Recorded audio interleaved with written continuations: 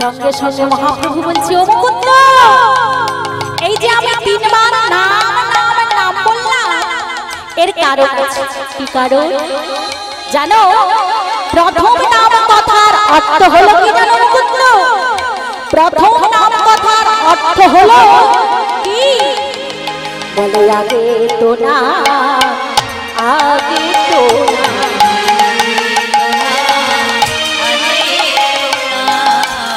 আগে তো না, আগে তো না।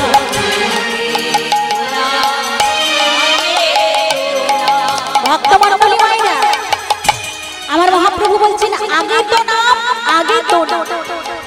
কি বাবা, আগে আমার নাম, আপনাদের নাম? না না, আমার নাম আপনাদের নাম ওসব নাম নয়। আগে হলো হরি নাম, তারপর হলো আগে তো নাম। কোথা থেকে? বলে অহংকারী মঞ্চ হলো আগে তো না, আগে তো না।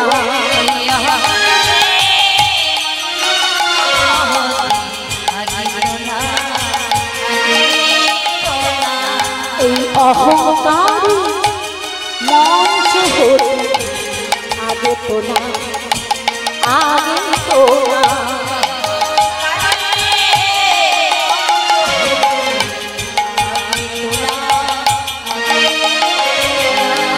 ভক্তমণ্ডলী মায়েরা, অহংকারীর মঞ্চ হতে আগে নামতে বলছি। মাগো, আমাদের মনে দেখতে একটু টাকা পয়সা জমি জায়গা গাড়ি বাড়ি হলে আমরা যেন নিজেকে একজন মহান ব্যক্তি বলে মনে করি। প্রভুর কৃপায় একটা তিনতলা পাকা বাড়ি করেছি। পাকা বাড়ি করেছি ঠিকই, সামনে ফুলের বাগান করেছি, 4 চাকা গাড়ি রেখেছি, সুইমিং পুল করেছি। কিন্তু বাবা, তালার উপরে তালা তুলেছি, কিন্তু তালাই রয়ে গেছে। সে বাড়িতে কখনো বৈষ্ণবের চরণে ধুলি পড়ে না, বৈষ্ণবের চরণে ধুলি পড়ে না।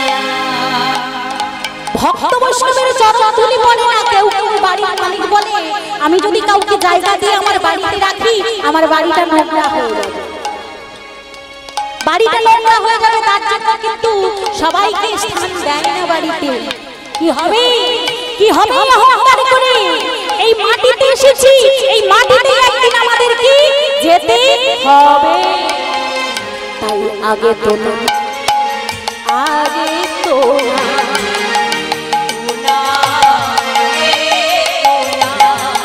অহংকারের মঞ্চ হতে আগে তো না, আগে তো না।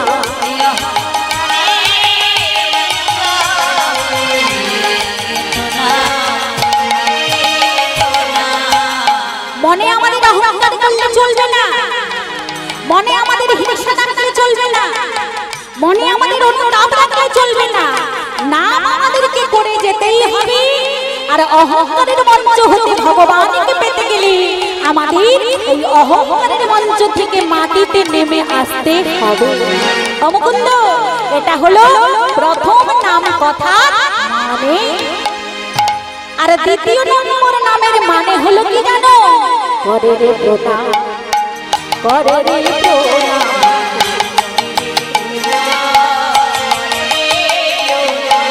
করে রে প্রণাম, করে রে প্রণাম।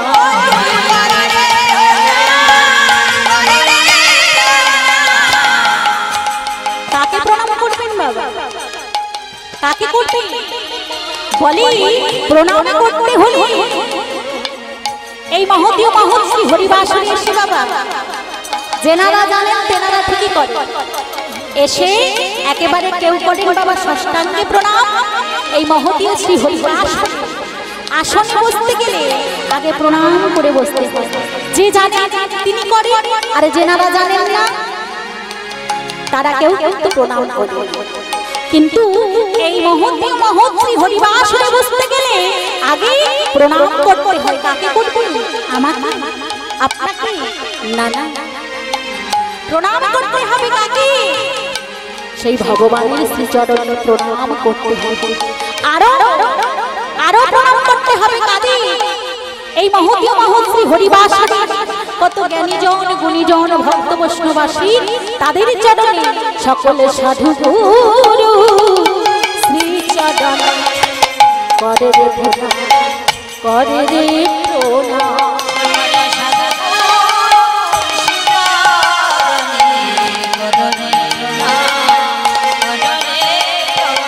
সকল সাধু গুরু শ্রীচরণে করে রে প্রণাম, করে রে প্রণাম।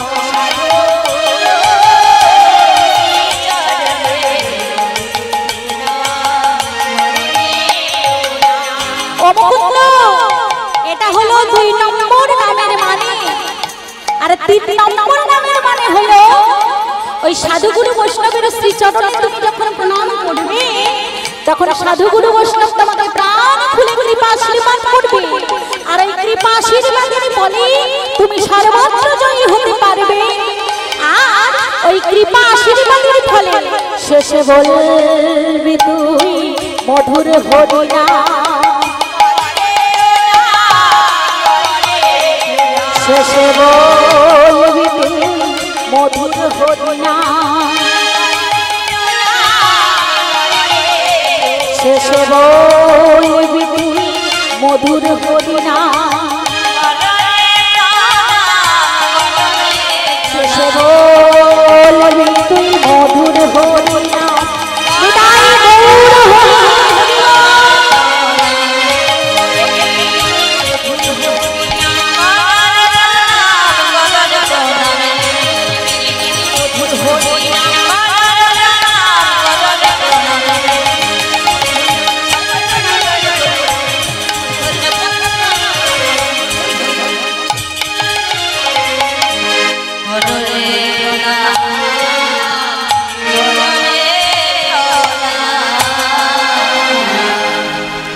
এটা হলো 3 নম্বর নামের মানে।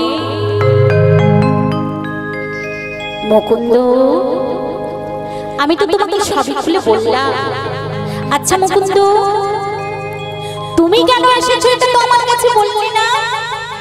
মুকুন্দ সরকার বলছে, প্রভু প্রভু আমি শ্রীখণ্ডের মাটি পরিত্যাগ করে তোমার চরণ প্রান্তে এসেছি, তোমার চরণ পাবো বলে। মুকুন্দ মুকুন্দ, তুমি আমার চরণ প্রান্তে এসেছো আমার চরণ পাবে বলে, কিন্তু মুকুন্দ তুমি সংসারী হয়েছো না। দয়াময় না, না প্রভু, আমি সংসার গ্রহণ করিনি। তাহলে মুকুন্দ তুমি যদি না সংসার ধর্ম গ্রহণ করে থাকো তাহলে কি করে তুমি আমার চরণ সেবা করবে? কেন প্রভু? সংসার ধর্ম গ্রহণ করলে বুঝি তোমার চরণ পাওয়া যায় না?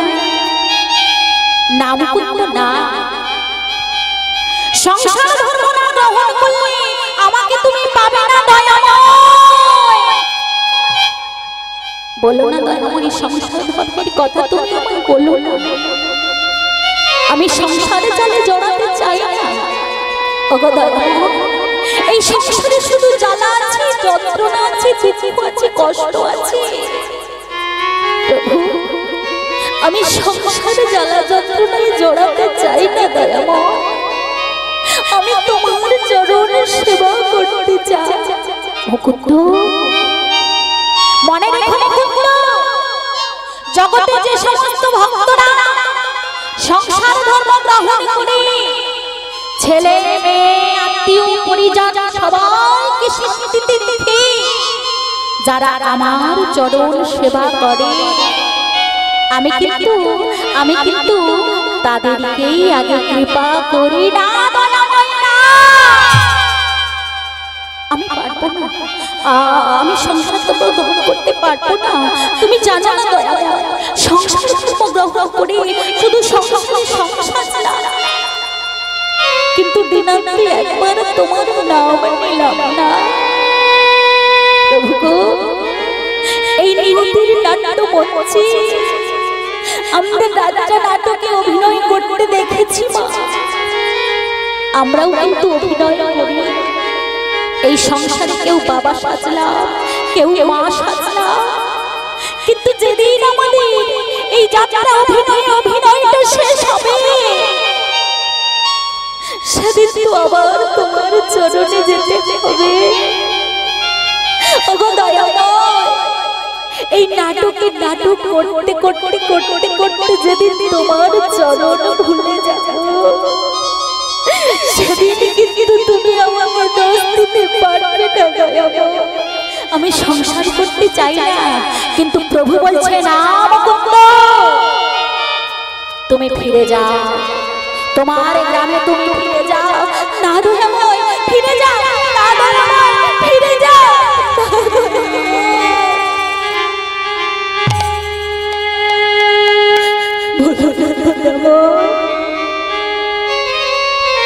তোমার চরণে জড়িয়ে ধরে মিনতি করে বলো না, বলো না আমায় ফিরে যেতে। মুকুন্দ আমি তোমাকে বলছি মুকুন্দ, মুকুন্দ আমার চরণ দর্শন হয়ে গেছে, এবার তুমি শ্রীখণ্ডে ফিরে যাও। মুকুন্দ ফিরে যাও, ফিরে যাও, ফিরে যাও শ্রীখণ্ডে ফিরে যাও।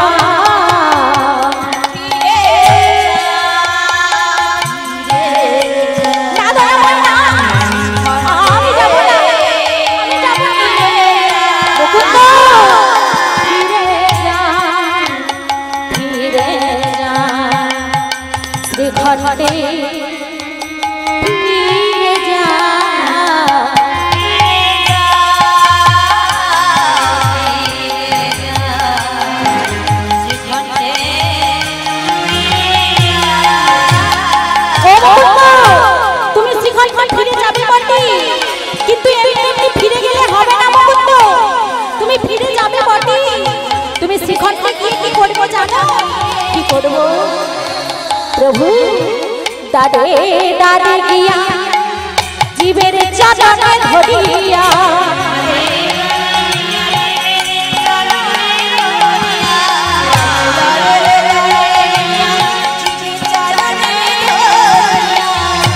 तुम्हें हरि नाम पिला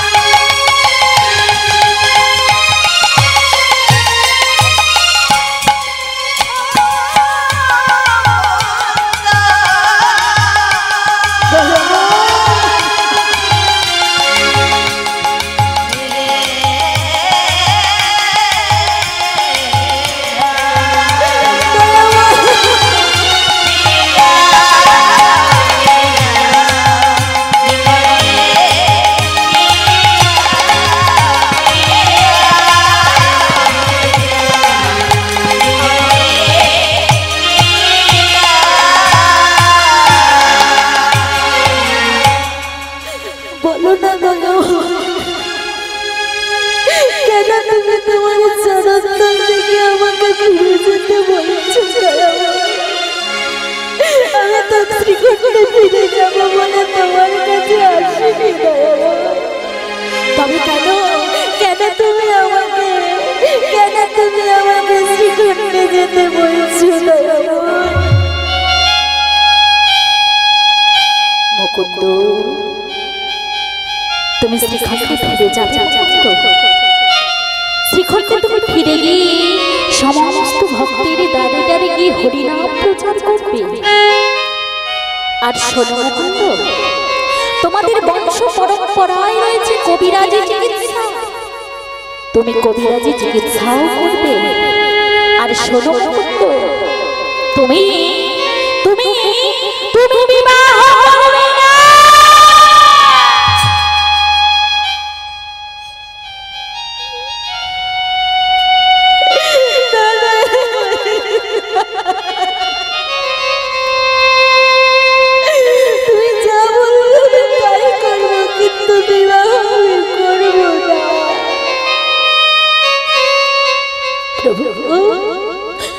আমি বিবাহ করলে আমি যদি তোমার চরণ ভুলে যাই।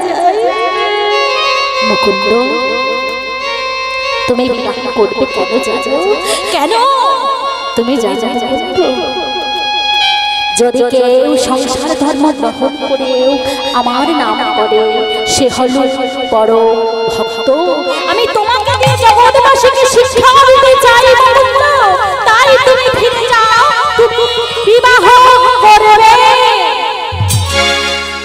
কিন্তু প্রভু, আমি তোমার চরণে একটা কথা জানিয়ে যাই, আমি বিবাহ করব শুধু তোমার কথা, তবে বিবাহ করে সংসারে যাতে জড়িয়ে গিয়ে যদি আমি তোমার জন্য ভুলে যাই, সেদিন কিন্তু তুমি আমাকে কোনো দোষ দেবে না, কারণ আমি জগৎ সংসারের বোঝা মাথায় বলি তোমার চরণ আমি বুঝতে পারবো না।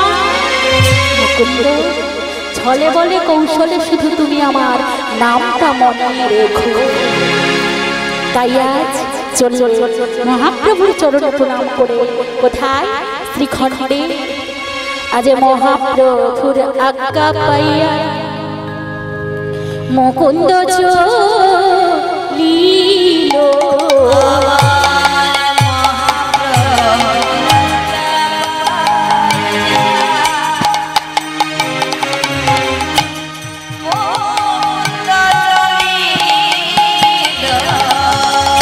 আমার মহাপ্রভু আজ্ঞা পাইয়া মুকুন্দ চলিল।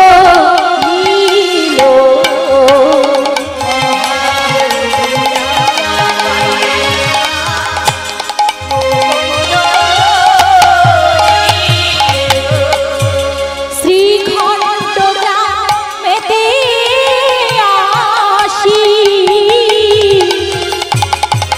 উপনীত হল, উপনীত হল।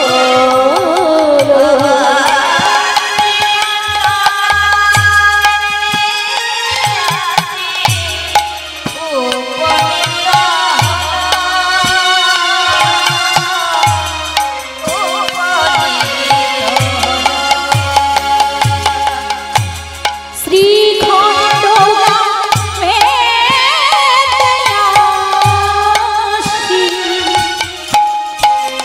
উপনীত হল, উপনীত হল।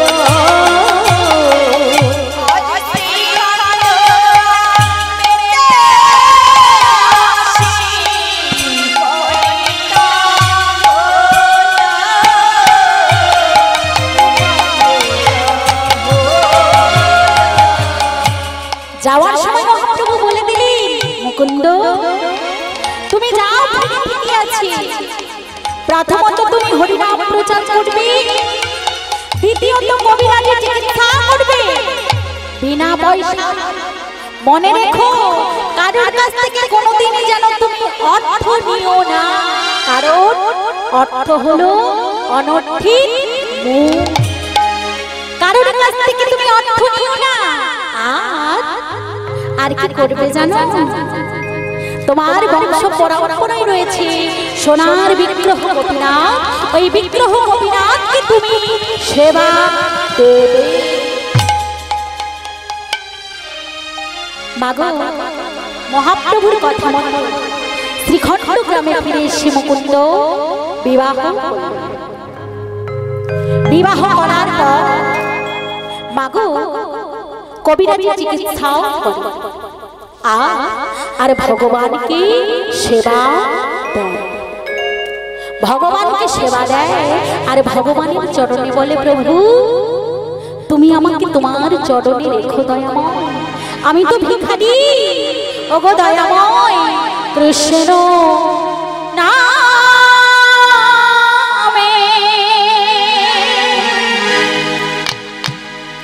ভিখারি আমি, কৃষ্ণ বিনা জননী, কৃষ্ণ বিনা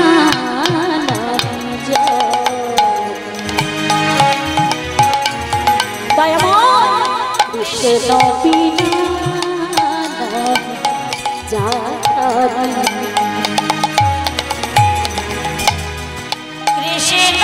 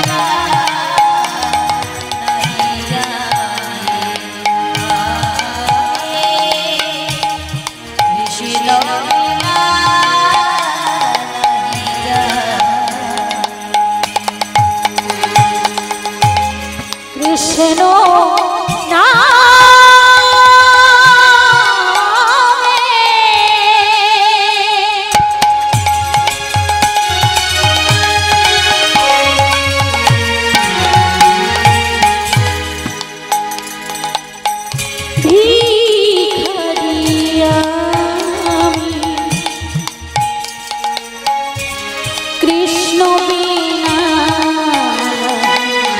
জানি,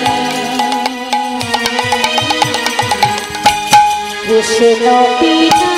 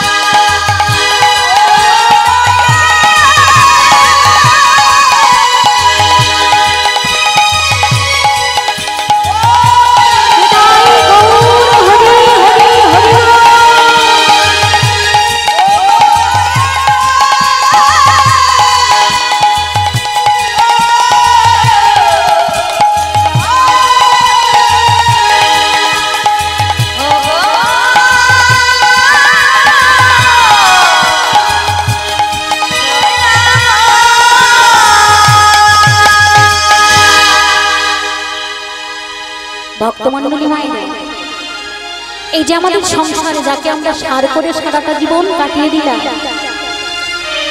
এই সংসারের সাগরে আমাদের সবাইকে ডুব দিতে হয়েছে। এই সংসারের সমুদ্র থেকে এপার থেকে আমরা কি করে ওপারে যাব, তার পথটা হলো এই হরি নামের দ্বারা, কিন্তু এপার থেকে ওপারে আমরা যেতে পারবো। একদিন রামচন্দ্র আর বিশ্বামিত্র মুনি এই সংসার সমুদ্র থেকে কি করে এপার থেকে ওপারে যাওয়া যায় তারই একটা ছোট্ট দৃষ্টান্ত দিচ্ছি। একদিন বিশ্বামিত্র মুনি আর রামচন্দ্রকে সঙ্গে করে নিয়ে বিশ্বামিত্র মুনি এপার থেকে ওপারে যাওয়ার বাসনা জেগেছে প্রভু। যেই না বাসনা জেগেছেন, বিশ্বামিত্রকে সঙ্গে করে বলেছে, বিশ্বামিত্র তুমি চল, তুমি আমার সঙ্গে না গেলে কিন্তু আমার এপার থেকে ওপারে যাওয়ার ইচ্ছে হবে। তাই সঙ্গে করে নিয়েছি। সঙ্গে করে নিয়ে এবার সমুদ্রের ওপারে রয়েছে গান্ধারী, আর এপার থেকে বিশ্বামিত্র মুনি ডাকছি, যাকে ডাকছি যে ঘাট পারাপারে খেয়া দেয় তার নাম হলো মাধব। বিশ্বামিত্র মুনি ডাক দিচ্ছে, মাধব মাধব মাধব।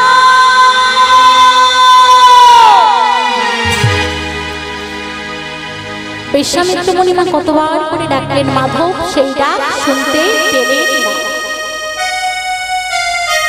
এবার বিশ্বামিত্র মুনি বলছে, প্রভু আমি তো এতবার মাধবকে ডাকলাম, মাধব তো সাড়া দিল না, তুমি একবার ডেকে দেখো। আমি ডাকবো? তুমি একবার ডেকে দেখো, আমার মনে হয় তোমার ডাকে নিশ্চয়ই সাড়া দেবে। যেই না আমার প্রভু ডেকেছি মাধব, আমি এপার থেকে ওপারে যাব, আমাকে পার করে দাও মাধব, আমাকে পার করে দাও। যেই না ভগবান ডেকেছি, সঙ্গে সঙ্গে মাধবে বললি, কে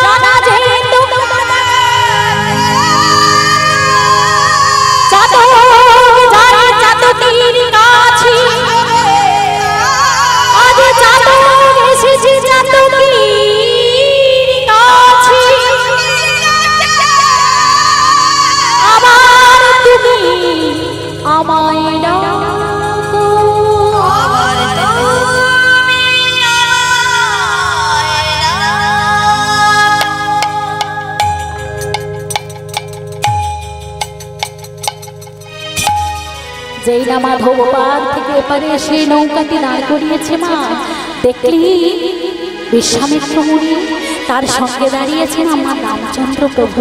প্রণাম করে বলছি, প্রভু প্রণাম, আমি এত করে তোমাকে ডাকছি, আমার ডাক আমি পৌঁছায়নি। প্রভু তুমি ডেকেছো বলেই তো আমি এসেছি, কি বলো দয়াময়? জানো মাধব, আমাকে এপার থেকে ওপার করে দিতে হবে। মাধবে বলে উঠলেন, প্রভু এই জগতের সংসারে তুমি তো কাঁটারি,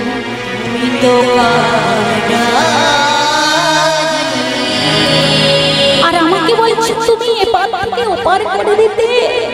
প্রভু আমি এপার থেকে তোমাকে ওপারে করে দেব, কিন্তু প্রভু গো তোমার চরণে আমার একটাই মিনতি, একটাই নিবেদন। প্রভু তুমি পাঠিয়েছো এই মায়ার সংসারে, আমরা এসেছি ভালোভাবে, তোমার কৃপায় তোমার করুণায় আমরা দিন যাপন করছি ভালোভাবে, কিন্তু জানি না যাওয়ার সময় আমরা কেমন করে তোমার চরণে যাব। কৃপা করে আমি যেমন তোমায় ভবসাগরে পার করে দিচ্ছি, তুমিও একদিন আমার শেষের দিনে এই সংসার সমুদ্র হতে পার করে দিও।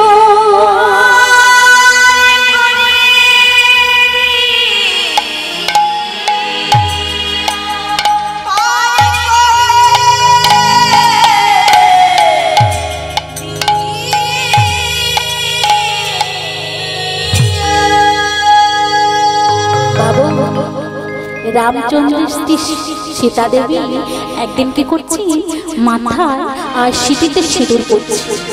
এমন সময় যেই না এক চিমটি সিঁদুর নিয়ে সীতাতে পড়েছে, তো সঙ্গে সঙ্গে হনুমান গিয়ে যার উদ্দেশ্যে এসে পৌঁছেছি, উনি গিয়ে বলছেন, আচ্ছা মা তোমার কৌটোতে অত সিঁদুর, তুমি এক চিমটি সিঁদুর নিয়ে গেল সিঁথিতে পড়ছো। সঙ্গে সঙ্গে সীতা দেবী বলছে, হনুমান আমি আমার স্বামীর মঙ্গলের জন্য, আমি আমার স্বামীর মঙ্গলের জন্য এই সিঁদুর সিঁথায় পড়ছি।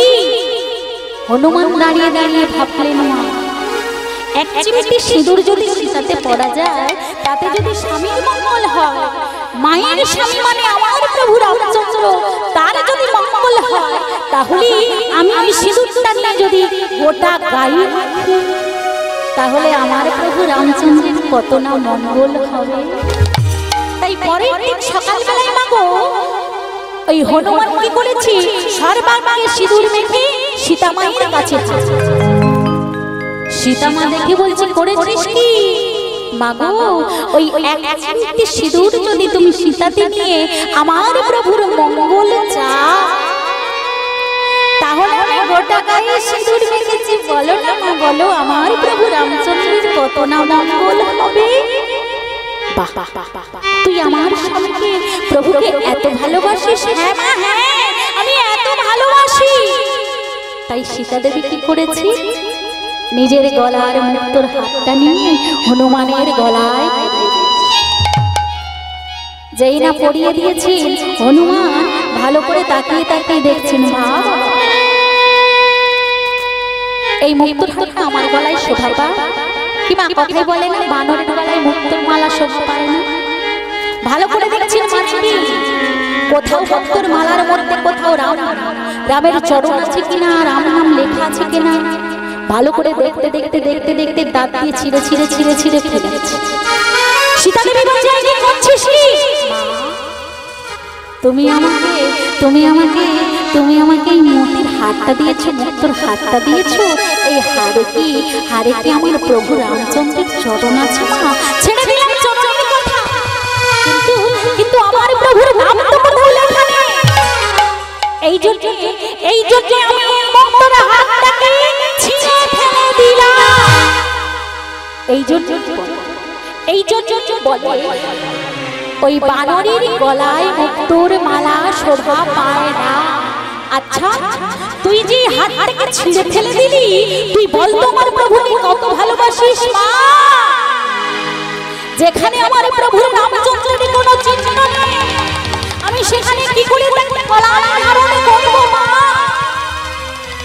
সীতা দেবী বললেন, হনুমান তুই তাহলে বলতো এত যে রামচন্দ্র রামচন্দ্র প্রভু প্রভু করে তুই মরছিস, তোর বুকে কি আছে আমার প্রভুর চরণ?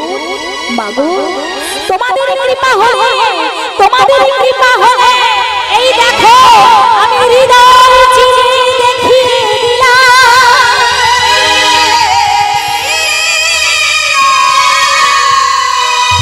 আমার প্রভু রামচন্দ্র সীতামাই আমার পক্ষে আছে। এর থেকে আর কি চাও, আর কি চাও? হৃদয় চিরে দেখিয়েছিল রাম সীতার জীবন পুরতি। সেই দিন সীতামা রামচন্দ্র আশীর্বাদ দিয়েছিল,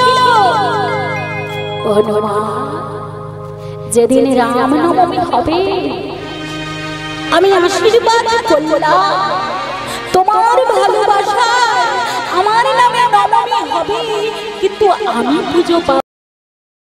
পুজো পাবে তুমি। জগতে সবাই তোমার নাম করবে। জয় বজরঙ্গ বালি কি, জয় বজরঙ্গ বালি কি, জয় বজরঙ্গ বালি কি। তাই আজকে রামচন্দ্র সংসার এই আমাদেরকে শিক্ষা দিলেন, সংসারের সমুদ্র হতে যদি আমাদেরকে ওপারে যেতে হয় তবে কিন্তু ভগবানের নাম চির সত্য, ভগবানের নাম চির সত্য, ভগবানের নাম চির সত্য। তাই আজকে মুকুন্দ সরকার ভগবানের চরণে প্রণাম করছি। প্রভু কৃপা করো, করুণা করো, দয়া করো। এমন সময় মাগো প্রভুর চরণ সেবা করছি, আর চরণ সেবা করতে করতে বলছি আমি যেন সংসারের সমুদ্রে ডুবে না যাই, আমি যেন তোমার চরণ সার করতে পারি, জগৎবাসী যেন হরি নাম প্রেমে ডোবাতে পারি। কবিরাজি চিকিৎসাও করে, হরি নাম করে, আর ভগবানকে সেবাও দেয়।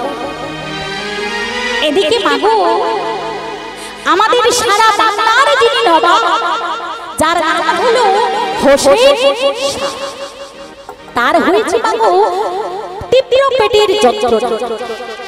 কত ডাক্তার, কত কবিরাজ, কত এসেছে, কেউ কিন্তু রোগ ভালো করতে পারলো না। একদিন তার প্রহরী কার মুখে শুনেছি যে একজন কবিরাজ আছে, ওই কবিরাজ কিন্তু পয়সার বিনিময়ে চিকিৎসা করে না, আর কোন রাজা জমিদারেরও তিনি চিকিৎসা করে না। তার কাছে চিকিৎসা নিতে হলে গরিব দুঃখীর আগে চিকিৎসা করে বাবা। তাই ওই প্রহরীকে ডাকছি, হুজুর হুজুর হুজুর, আমি খবর পেয়েছি একজন কবিরাজ আছে, তবে নিয়ে এসো। এখানেই তো বিপদ হুজুর। কেন? আমি শুনেছি ওই কবিরাজ নাকি কোনো ধনী ব্যক্তির চিকিৎসা করে না, তবে তার কাছে চিকিৎসা পেতে হলে আগে গরিব দুঃখীর চিকিৎসা করবে, আর একটা কথা হলো কোনো পয়সার বিনিময়ে তিনি চিকিৎসা করে। কি বলো? কিন্তু মা আমরা যেটা জানি, যার পয়সা আছে তার চিকিৎসাটা আগে হবে, আর যার পয়সা নেই তার চিকিৎসাটা পরে হবে, এটা আমরা জানি। কিন্তু ভগবান যে বলেছেন তুমি কোনোদিন কারোর কাছ থেকে পয়সা নিয়ে চিকিৎসা করবে না। তবে কি করে চিকিৎসা হবে? আমি বলছি যদি তুমি ওখানে যেতে পারো, বেশ আমি যাব, আমার চিকিৎসার জন্য আমি আজকে যাব ওই কবিরাজের কাছে। বাবু আমাদের সারা বাংলার যিনি শাসনকর্তা, যিনি আমাদের শাসনকর্তা, তিনি আজকে সমস্ত কিছু ফেলে দিয়ে আজকে নবাবের বেশ পরিত্যাগ করে এসেছেন একজন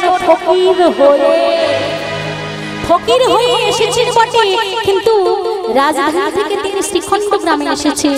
এসে কিন্তু জানেন না যে কে চিকিৎসা করছে, কোথায় চিকিৎসা হচ্ছে।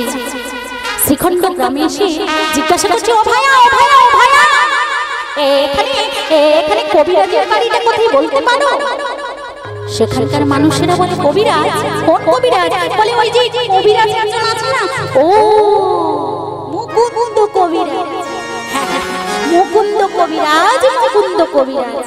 আমি ওখানে যেতে চাই। ও ওখানে যেতে চাই, সোজা চলে যা, গেলে দেখবি যেই বাড়িতে হরিনামের ধ্বনি ভেসে আসছে, আর ওই বাড়ির দরজার সামনে বিশাল বড় লম্বা লাইন, ভক্তরা সেবা নেবে বলে, ভক্তরা চিকিৎসা পাবে বলে। আর ওই বাড়ির ভেতর থেকে হরিনামের ধ্বনি ভেসে আসছে। যেই না গেলেন, সত্যি সত্যি দেখলে লম্বা লাইন দিয়ে ভক্তরা দাঁড়িয়ে আছে চিকিৎসা পাওয়ার জন্য। আর এদিকে মুকুন্দ সরকার ওই গৃহের ভেতর থেকে গাইছে, আমার মন মন্দিরে মদন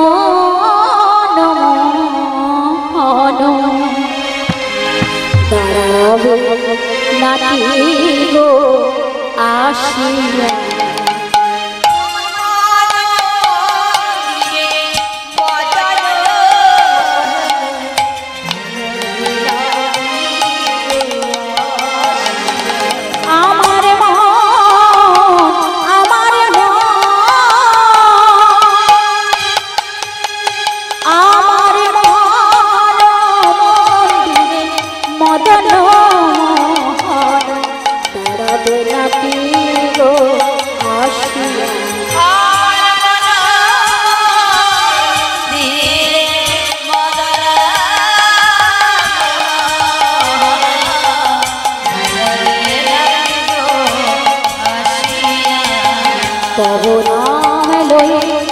ভাসি আখি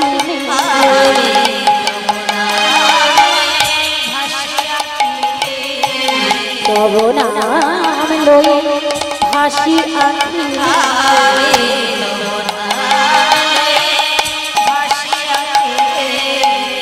আমি কাঁদি নিরজনে বসিয়া,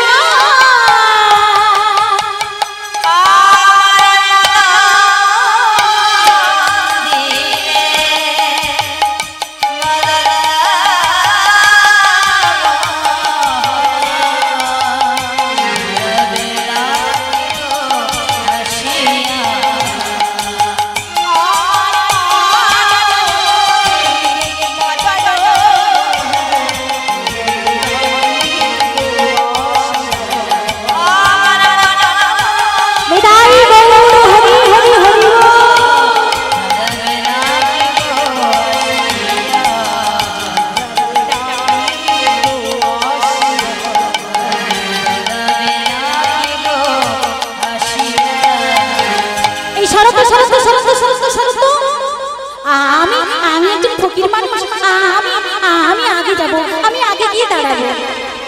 এমন সময় মুকুন্দ কবিরাজ বাগো ভগবানের পূজা অর্চনা করে চিৎকার করে ডেকে উঠলেন, ওই কে আছো, কে আছো, আমার সামনে এসে দাঁড়াও।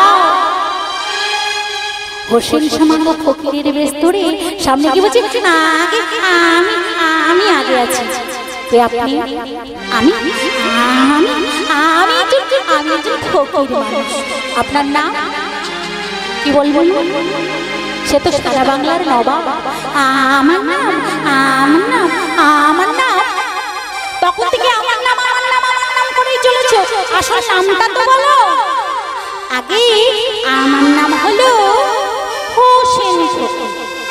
ও তা আপনার কি হয়েছে? আমার পেটে তীব্র যন্ত্রণা, কত কবিরাজ কত ডাক্তার কিছুতেই আমার রোগ ভালো করতে পারছে না। ও ভালো করতে পারছে না, তা বেশ এক কাজ করো, তুমি তোমার জামাটা খুলে আমার এই মাটিতে একবার শুয়ে পড়ো দেখি। সে কি, আমি নবাব, আমি জামা খুলে মাটিতে শোবো? না না না না, আমি শুতে পারবো না। আরে কেমন ধরনের কবিরাজ রে বাবা? আচ্ছা মা, আমরা যদি কোনো কবিরাজের বাড়িতে যাই, কবিরাজ কি করে? একটু শিকড় বাকড় বেটে একটু মধু দিয়ে ওই মধুটাকে মুখের মধ্যে দিয়ে দেয়, তাই তো? কিন্তু এই কবিরাজ বলছে কি, জামা খুলে মাটি শুয়ে পড়ো। আবার মনে মনে ভাবছে, যা না, ইনি যা বলছেন আমাকে তাই করতে হবে, কারণ এখানে ওনার জোরটা বেশি, আমার জোরটা কম। আমি হলাম অনেক দূর থেকে এসেছি, যা বলছে তাই করি। কিন্তু যা বলছে তাই করে যদি আমার রোগটা ভালো না হয়, তবে আমি বুঝিয়ে দেব আমার একদিন কি ওই কবিরাজির একদিন। কি করেছে মা? নিজের জামাটা খুলে ওই মাটিতে শুয়ে পড়েছে। আরে যেই না মাটিতে শুয়ে পড়েছে, মাটিতে শোয়ার সাথে সাথে মাগো রোগটা একেবারে দূরীভূত হয়ে গেছে। আরে মাটিতে শোয়ার সাথে সাথে বলছে, কবিরাজ, কবিরাজ, কবিরাজ, তোমার এই মাটিতে কি জাদু টাদু আছে নাকি গো? আমি শোমাত্র আমার অর্ধেক রোগ যেন দূরীভূত হয়ে গেল। কবিরাজ বলছে, হবে হয়তো, হবে না মা। যেখানে সাধু গুরু বৈষ্ণবের চরণে ধুলি পড়ে, যেখানে সাধু গুরু বৈষ্ণবের চরণে ধুলারি কৃপা, সাধু গুরু বাবু রোগ দূরীভূত হবে। আজকে কবিরাজ বলছি, জানি আমার মনে হয়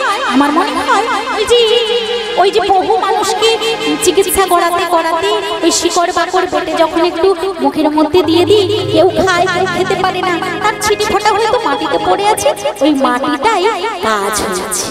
ও তাই সম্পূর্ণটা কিন্তু শেষ হয়নি, একটু একটু যেন পেটের ব্যথা আছে।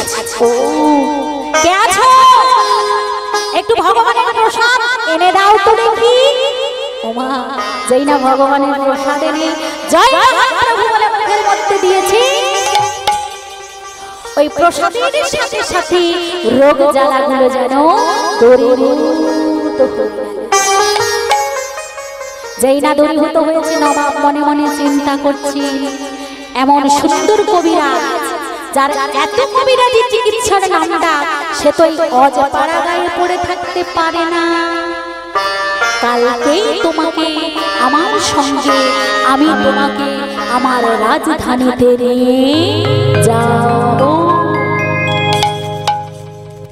পরের দিন সকালবেলায় ওই নবাব চিৎকার করে বলে উঠল, কবিরাজ মশাই, কবিরাজ মশাই, বলো কবিরাজ মশাই, যার এমন কবিরাজি চিকিৎসা, সে কি অজপাড়া গায়ে পড়ে থাকতে পারবে না? কেন কেন? কালকেই তুমি আমার সঙ্গে আমার রাজধানীতে যাবে। আমি রাজধানীতে যাব মানে আমি গ্রামে থাকি, গ্রামে থাকবো, চিকিৎসা করবো, এটাই তো আমার কাজ না। আমি তোমাকে আমার সঙ্গে আমার রাজধানীতে নিয়ে যেতে চাই। যেই না বলেছে রাজধানীতে নিয়ে যেতে চাই, সঙ্গে সঙ্গে মুকুন্দ বলছে, কে আমাকে রাজধানীতে নিয়ে যেতে বলছি? আমাকে রাজধানীতে নিয়ে যেতে চাইছেন কে আপনি? আমার আসল পরিচয়টা তো তোমাকে দেওয়া হয়নি। আমি হলাম সারা বাংলার নবাব হোসেন শাহ। হুজুর, আপনার মতো এমন ব্যক্তি আমার গরিবের কুঠিরে আসতে বাধ্য হয়েছি। আমি শুনেছি তুমি কোনো টাকা পয়সার বিনিময়ে চিকিৎসা করো না, তুমি কোনো ধনী ব্যক্তির চিকিৎসা করো না, তাই আমাকে আসতে বাধ্য করেছো। তাই তুমি যখন আমাকে আসতে বাধ্য করেছো, এবার আমি তোমাকে বলছি, তুমি আমার সঙ্গে আমার রাজধানীতে যাবে। সারা রাত্রি মাগো ভগবানের চরণে জানালেন আমি কি করব, আমি কি করব দয়াময়, আমি কি করব। মহাপ্রভু ধ্যানে জানালেন মুকুন্দ তুমি রাজধানীতে যাও, কিন্তু রাজধানীতে যাবে মুকুন্দ, বেশি দিন কিন্তু তুমি রাজধানীতে থাকতে পারবে না, শীঘ্রর মধ্যেই তুমি আবার শ্রীখণ্ড গ্রামে ফিরে আসবে। বেশ প্রভু, তোমার আজ্ঞা মাথায় করে নিয়ে আমি চললাম। গেলেন বটে মাগো, সঙ্গে করে নিলেন ওই সোনার বিগ্রহ গোপীনা। গোপীনা, গোপীনা, এতদিন তো তুমি গ্রামের মাটিতে থেকেছো, এবার চলো গোপীনা আমরা রাজধানীতে যাই। শহরে কায়দা কানুন তো তুমি জানো না গোপীনা, চল আমরা একবার শহর থেকে ঘুরে আসি। চলো তুমি যাবে না, যাবে না, যাবে না, চলো। যেতে পারতে হলো কেন?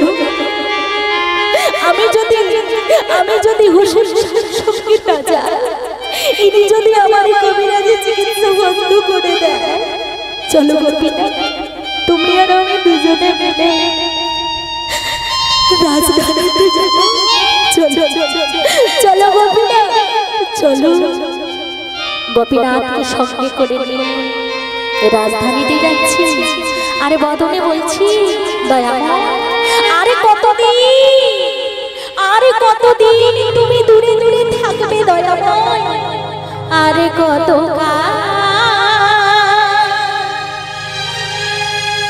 গিরিধারী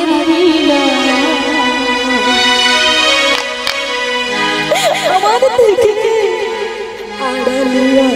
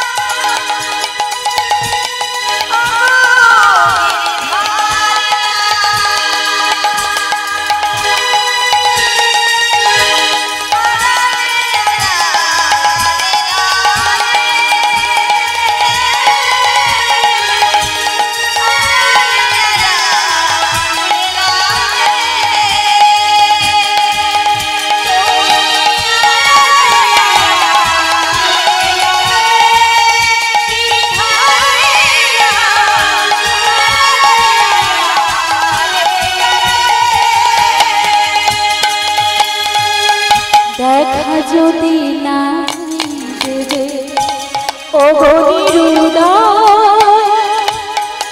তবে কেন আশা ভরালে হৃদয়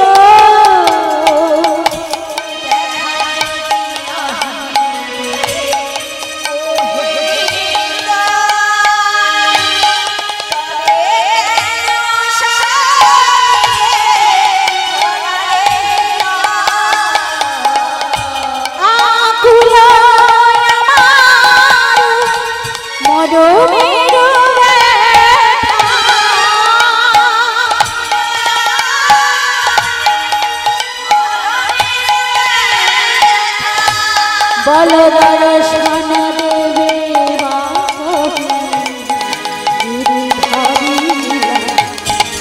আদালে রবে তুমি আড়ালে রবে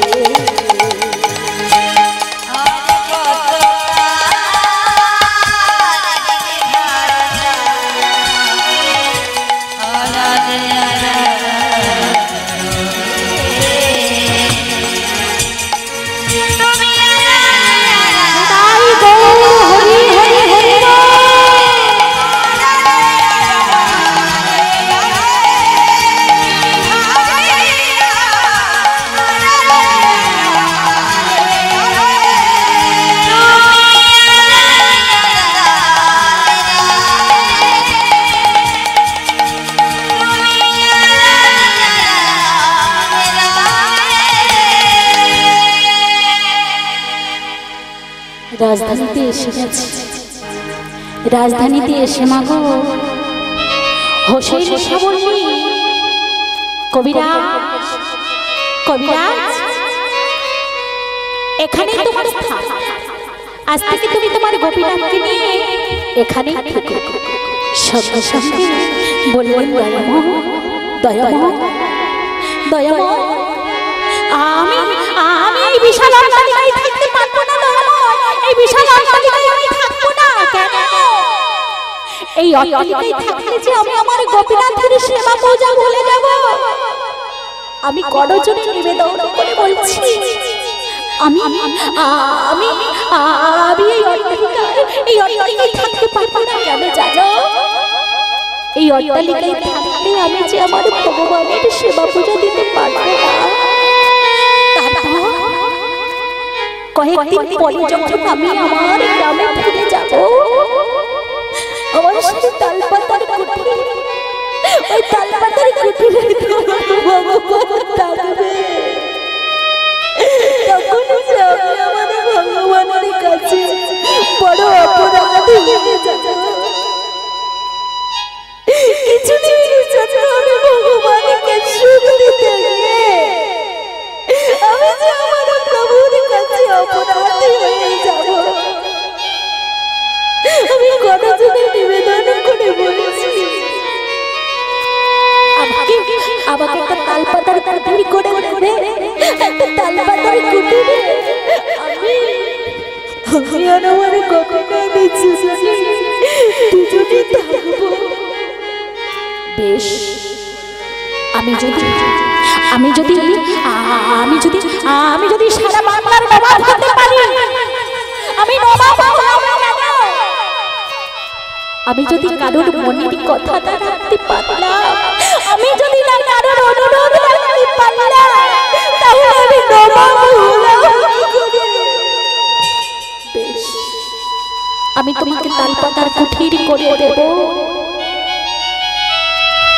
তালপাতার কুঠির করবি তালপাতার কুঠিরে ভগবানের সেবা দেয় আর কবিরাজি চিকিৎসাও করে এমন তার কবিরাজি চিকিৎসা সারা গ্রাম বাংলায় তার চিকিৎসার নাম হয়ে গেল কত হাজার হাজার মানুষ ভক্ত বৈষ্ণব তার চিকিৎসা পাওয়ার জন্য ভিড় করে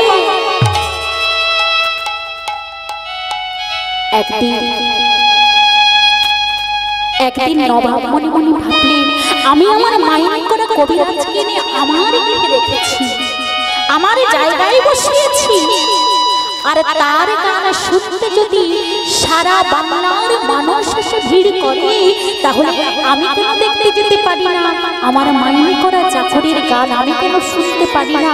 আমার মাইনে করা চাকরির কাছে আমি কেন যেতে পারবো না?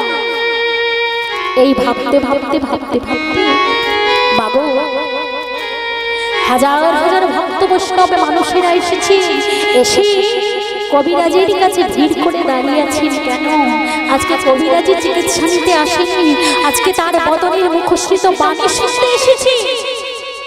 এমন কবিরাজ এসে দাঁড়িয়েছি, আর কবিরাজের সঙ্গে দুজন প্রহরীও এসেছে।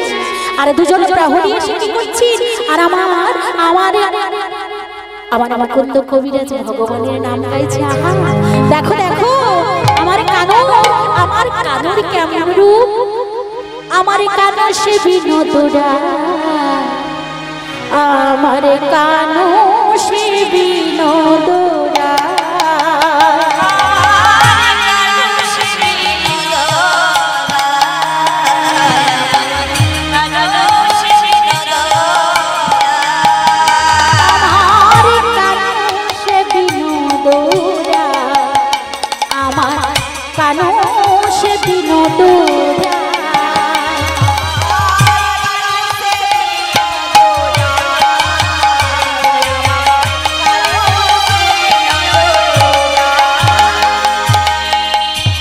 বিনোদ চিকুনে বিনোদ মরিহা,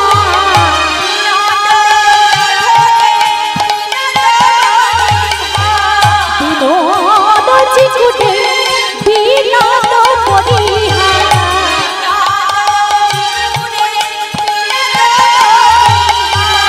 উড়িছে বিনোদ আমার কানো সে বিনোদরা।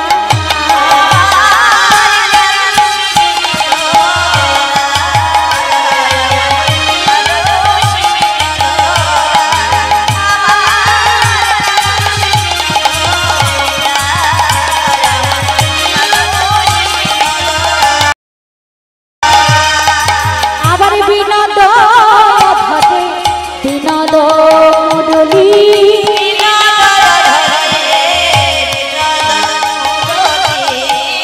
বিনোদ ধরে বিনোদ মুরলী,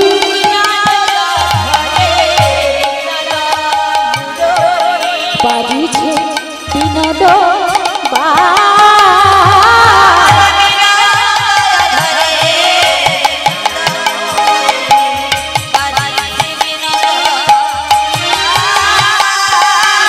আবার ঘরের বিনোদ গলাতে বিনোদ মালাটি,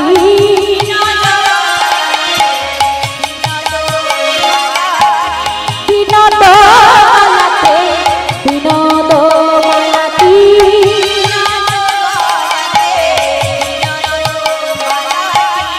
দুলিছে বিনোদ বিনোদ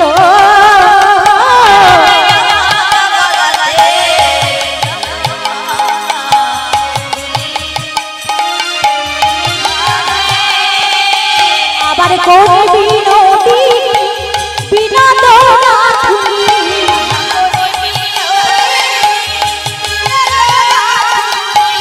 গেথেছে বিনোদ ফুলে গো আমার কানো সে বিনোদরা।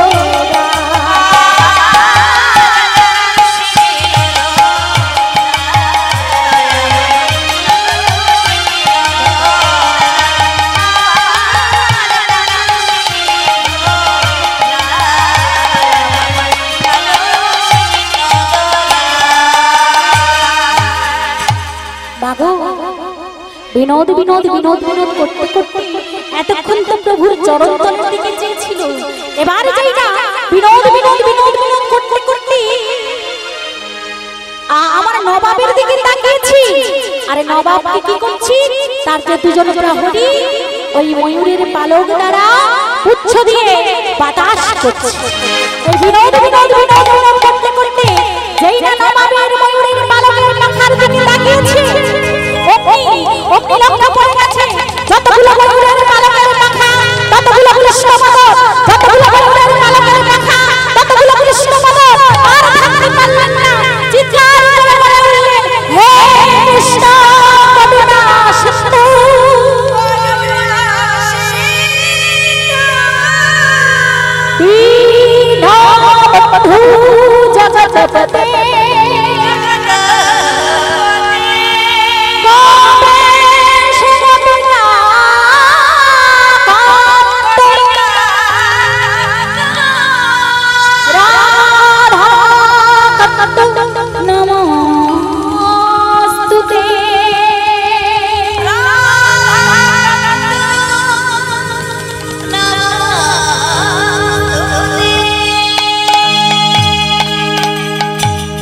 অজ্ঞান হয়ে মাটিতে পড়ে গেল।